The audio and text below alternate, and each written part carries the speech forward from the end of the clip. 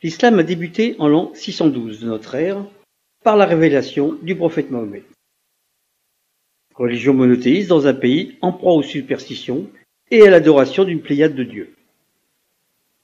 L'islam est apparu dans la ville de la Mecque, au Hejaz. Et cette ville, étape caravanière située sur la route des Indes, était déjà célèbre et prospère avec les échanges commerciaux.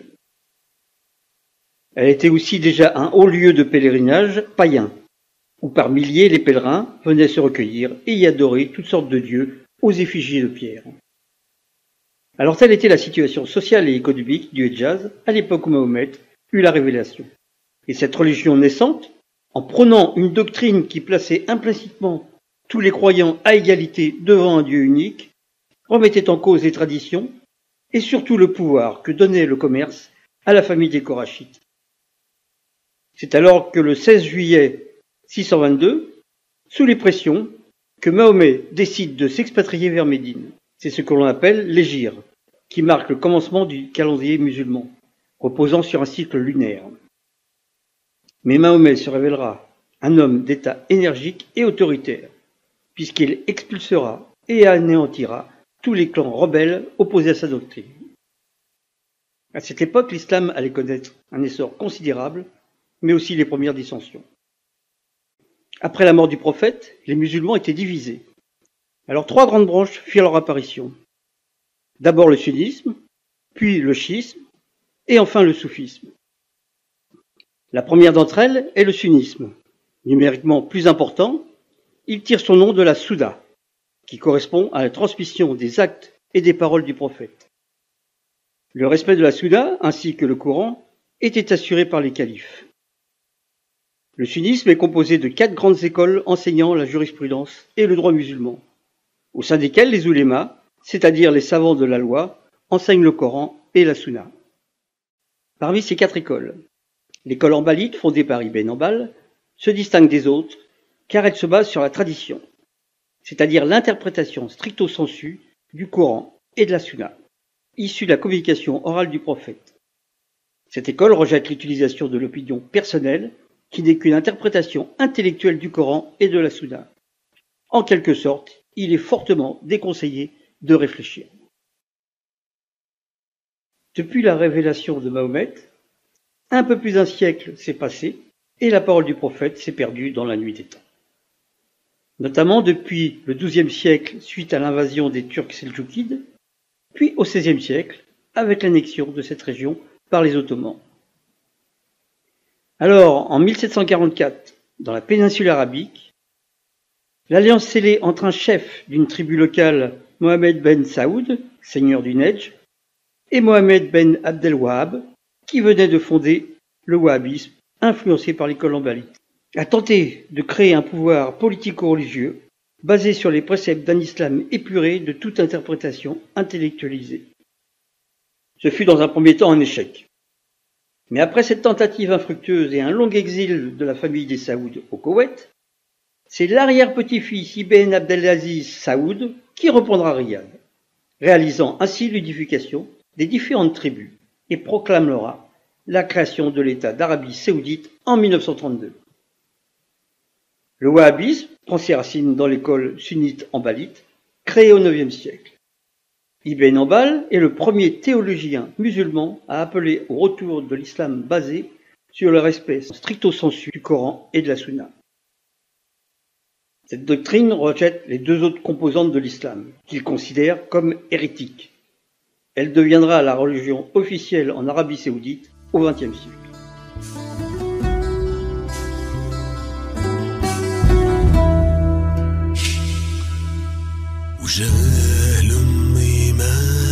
بسمتها بالدنيا ما بدلها قطع قلبي مدمعتها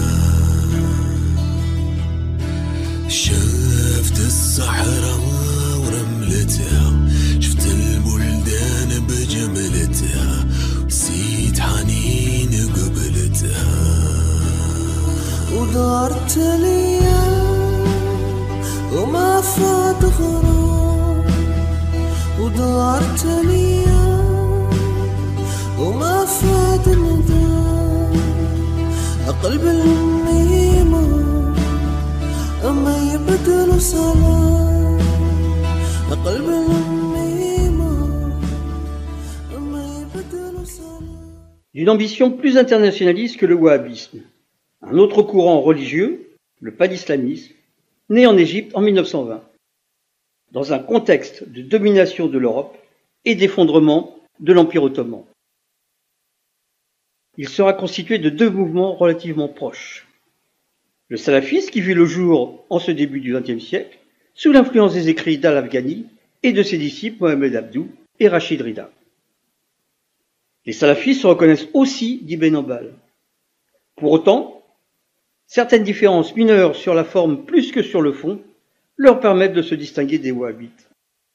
Ils procèdent à une critique systématique de la stagnation de la pensée islamique et de ses élites. Ils repensent l'islam au travers d'une réinterprétation du Coran et de la Sunna. Rachid Rida se rapprochera de l'Arabie saoudite naissante, qui venait d'adopter le wahhabisme. En effet, le nouveau dirigeant de l'Arabie saoudite, Al Saoud, en 1925, venait de détrôner la dynastie des Hachimites et devenait alors le nouveau gardien de la Mecque et prenait l'ascendant dans le monde musulman. Alors tandis que de son côté, Hassan el-Banna, le grand-père de Tariq Ramadan, créa en 1928 en Égypte les Frères musulmans. Ce mouvement deviendra rapidement bien plus important que le salafisme, qui de son côté avait une influence à cette époque relativement faible. Sans entrer dans le détail des trois tendances qui composent le salafisme, il faut citer la mouvance djihadiste, qui sans être forcément majoritaire, elle viendra sur le devant de la scène puisqu'elle sera à l'origine de la naissance d'Al-Qaïda et de Daesh. Alors constitué de ces deux courants, le panislamisme prône la renaissance islamique et utilise la lutte contre l'influence occidentale pour peser sur la scène internationale et s'attache à unir le monde islamique. Les frères musulmans et les salafistes affineront leur théorie au fil des années sur les écrits du penseur Saïd Qutb, dont le livre « À l'ombre du Coran », édité dans les années 60, servira de Bible à toutes les mouvances islamistes modernes. Alors ces deux courants ont coexisté depuis les années 50, jusqu'à aujourd'hui, avec les gouvernements égyptiens successifs. D'abord avec Nasser, qui met en place un régime d'obédience marxiste, puis avec Sadat, qui se tourne vers les Américains, et enfin avec Moubarak, qui jouera sur les deux tableaux. Ces trois dictateurs alterneront alliance et forte répression, principalement envers les frères musulmans, selon les intérêts du moment. Ces deux mouvements accéderont en Égypte au pouvoir suite au printemps arabe. Alors malgré tout, les frères musulmans abandonnèrent la lutte armée sous Sadat dans les années 70, entraînant une scission en leur sein. De cette scission naîtra deux organisations qui rejoindront plus tard le salafisme, tendance djihadiste, et que nous retrouverons plus tard avec Al-Qaïda. Alors le premier mouvement nommé djihad islamiste, mené par Ahmed Zawahiri, assassinera Sadat en 1981, qu'il considérait comme un traître, ayant signé les accords de Camp David 3 ans auparavant. Le second mouvement, nommé Al-Gamma Islamaya, dont le chef Omar Abdel Rahman avait lancé, pour les mêmes raisons, une fatwa contre Sadat. Et pour rappel, ce dernier sera aussi inculpé par les États-Unis pour son rôle joué dans l'attaque à la bombe du World Trade Center en février 1993. Ces deux organisations reprendront le djihad hors les frontières des pays musulmans, le concept de Saïd Qutb, pour imposer la charia au monde musulman en premier, puis au reste de la planète. Scandalisés par le mode de vie occidental, l'individualisme et l'indécence des femmes américaines, ils se plongent dans les textes islamiques. Quand il rentre en Égypte, Qutb intègre la confrérie des frères musulmans et devient en peu de temps sa principale figure intellectuelle. Il radicalise la pensée du fondateur Hassan al-Banna et légitime le djihad offensif pour imposer le règne de l'islam. Le Libyen Noman Ben Othman est un ancien membre d'Al-Qaïda, proche de Ben Laden en Afghanistan. Après les attentats du 11 septembre, il a quitté l'organisation djihadiste et s'est réfugié à Londres. C'est la première fois que quelqu'un a fait le lien entre le djihad et l'essence même de l'islam. Si vous lisez Saïd Qutb dans son intégralité, ce que j'ai fait, vous verrez que l'islam, que ce soit au niveau théorique ou théologique, ne peut exister sans le djihad, c'est-à-dire la guerre physique.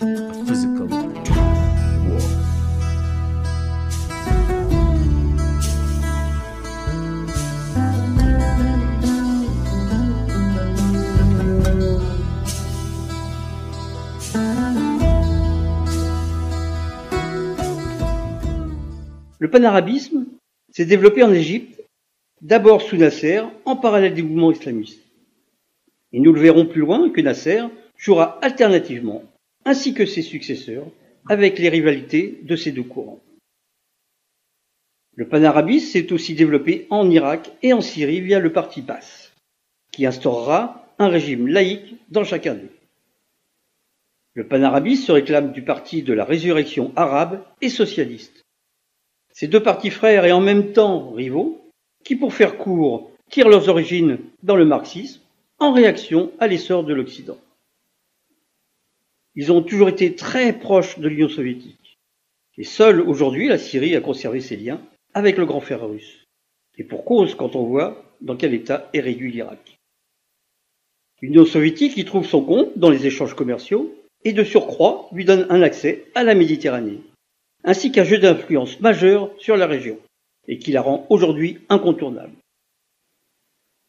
Alors aujourd'hui, la différence entre le wahhabisme, le salafisme et les frères musulmans n'est pas tant dans l'idéologie, mais plutôt dans la manière de mener le combat pour diffuser leur doctrine et d'organiser le pouvoir d'un État islamique. Les monarchies pétrolières, quant à elles, qui, confrontées aux contraintes du commerce avec les Occidentaux, ne mènent pas le combat ouvertement. Elles financent plutôt en dessous de table les petits soldats salafistes pour les envoyer au front. Et elles financent aussi les mosquées dans les pays occidentaux. Mais elles n'avaient pas imaginé que l'élève dépasserait le maître et qu'il se retournerait contre elles. Tous ces mouvements, excepté le panarabisme, refusent la démocratie et les droits de l'homme. C'est une loi issue de l'imagination humaine, donc impie. Comment l'homme peut-il se hisser à la hauteur de Dieu ? Seul Dieu peut dicter sa loi, sous laquelle nous devons tous nous soumettre. Par contre, la femme, qui selon la chrétienté a été créée par Dieu avec une côte d'Adam, elle doit se soumettre à l'homme d'abord, et par voie de conséquence à Dieu. Alors quant au panarabisme, bien que laïque et reconnaissant la démocratie, il ne la conçoit pas du tout de la même façon que les Occidentaux.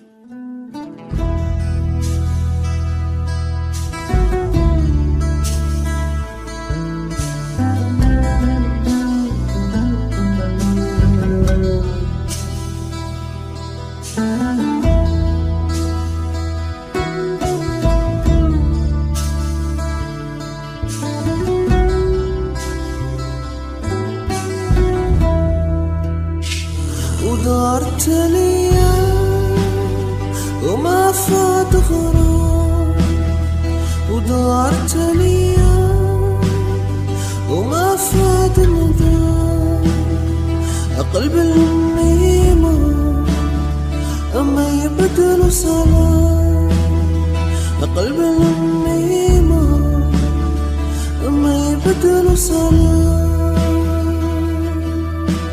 ودارت الايام وما فات ندام قلب النيمة اما يبدل سلام قلب النيمة اما يبدل سلام ودارت الايام وما فات غرام ودارت الايام وما فات